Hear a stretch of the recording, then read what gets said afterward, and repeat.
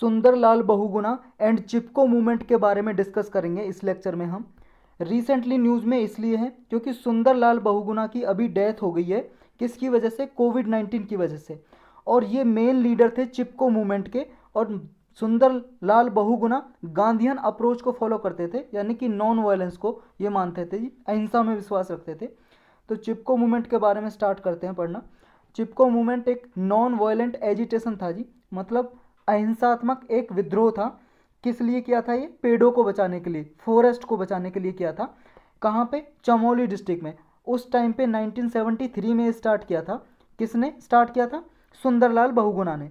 उत्तर प्रदेश में आती थी 1973 में। आपको पता है बाद में 2000 के लगभग ये उत्तराखंड एक नया स्टेट बना दिया था उत्तर प्रदेश से। तो अब उत्तराखंड की एक डिस्ट्रिक्ट है चमोली डिस्ट्रिक्ट। तो चमोली डिस्ट्रिक्ट से बिलोंग करते थे, यहाँ से मतलब इनका ओरिजिन हुआ था इस मूवमेंट का, चिपको मूवमेंट का।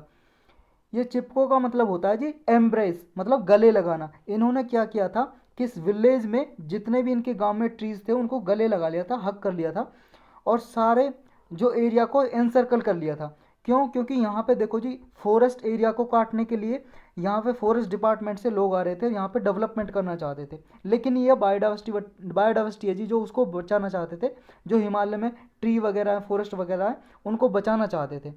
तो यहाँ पे बहुत सारी वुमेंस इकट्ठा हो गई जी, मोबिलाइजेशन हो गया वुमेंस का फॉरेस्ट को प्रिजर्व करने के लिए। इस वजह से इन्होंने लोगों को और सोसाइटी में लोगों का एटीट्यूड चेंज करने के लिए एक अहम भूमिका निभाई इस मूवमेंट ने। तो इस तरह से एक बिगेस्ट विक्ट्री थी जी ये इन लोगों की।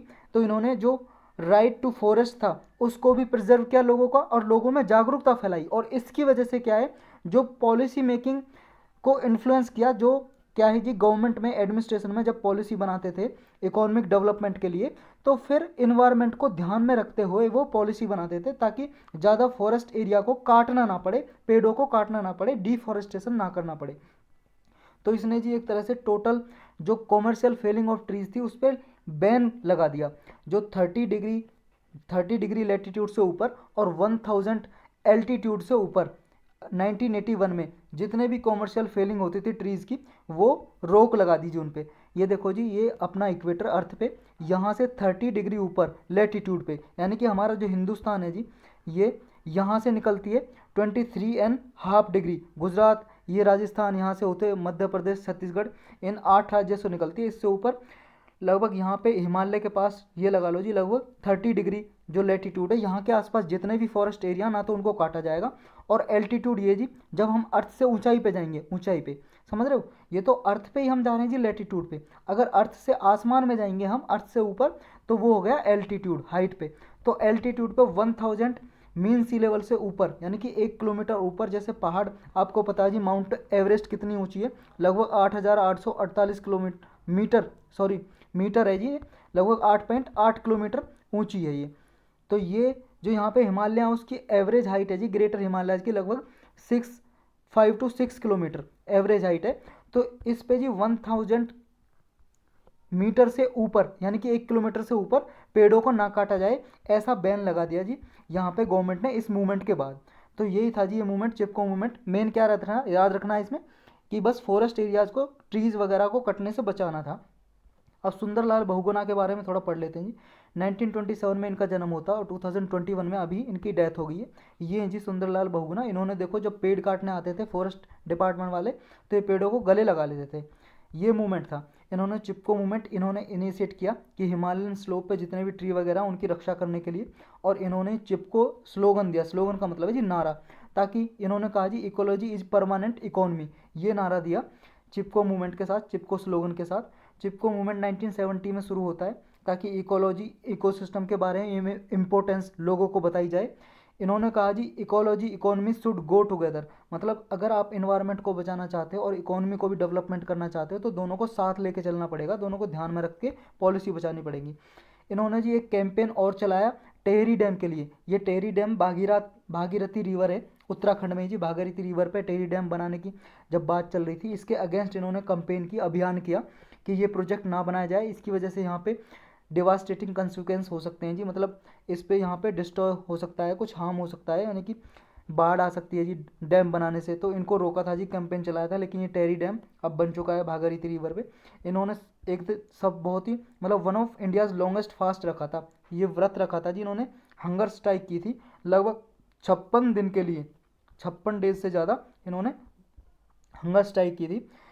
और 48 किलोमीटर लंबा इन्होंने जी पद यात्रा की थी, कश्मीर से लेके कोहिमा तक। नागालैंड की कैपिटल है जी कोहिमा, नॉर्थ ईस्ट साइड में। कश्मीर से लेके कोहिमा तक ये पद यात्रा की जी, पैदल गए हिमालय रीजन को। ये लोगों को जागरूक करना चाहते थे कि हिमालयन रीजन पे जो फॉरेस्ट एरिया है, जो डाइवर्सिटी है, उसको बचाया जाए। इसकी जागरूकता फैलाने के लिए इन्होंने पदयात्रा की।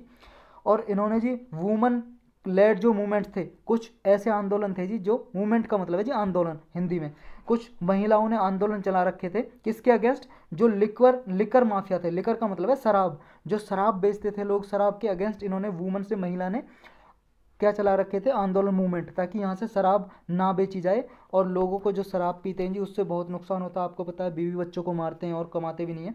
तो इसलिए इन्होंने, वुमन ने, महिलाओं ने यहाँ पे आंदोलन चलाए। और बीज बचाओ आंदोलन भी चलाया यहाँ पे, इसको भी सपोर्ट किया था जो सुंदरलाल बहुगुणा है जी।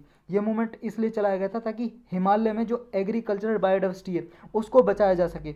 और यहाँ पे जितनी भी कृषि होती है, एग्रीकल्चर होती है जी, उसको क्या है जी, एक तरह से सस्टेनेबल एग्रीकल्चर की जाए, और जो केमिकल यूज होते हैं उनको ना किया जाए।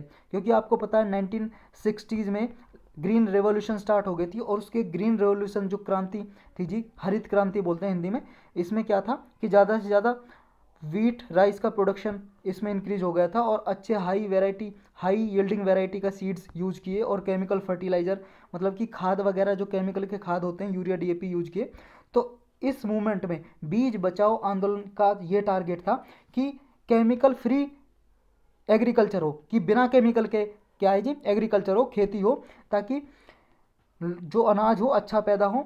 और एक सस्टेनेबल एग्रीकल्चर के लिए इन्होंने डिमांड की। तो एग्रीकल्चर बायोडाइवर्सिटी को बचाने के लिए आंदोलन चला था, जिसको सपोर्ट किया था सुंदरलाल बहुगुणा ने। और 2009 में जी इनको पद्मा विभूषण का अवार्ड दिया गया था, सम्मानित किया गया था इस सम्मान से। आपको पता है सबसे बड़ा अवार्ड कौन सा होता है, भारत रत्न।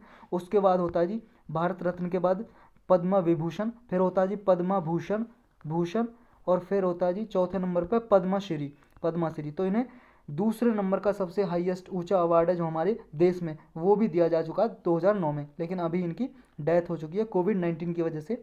तो यही था जिस लेक्चर में, प्री और मेंस दोनों के लिए इंपॉर्टेंट है।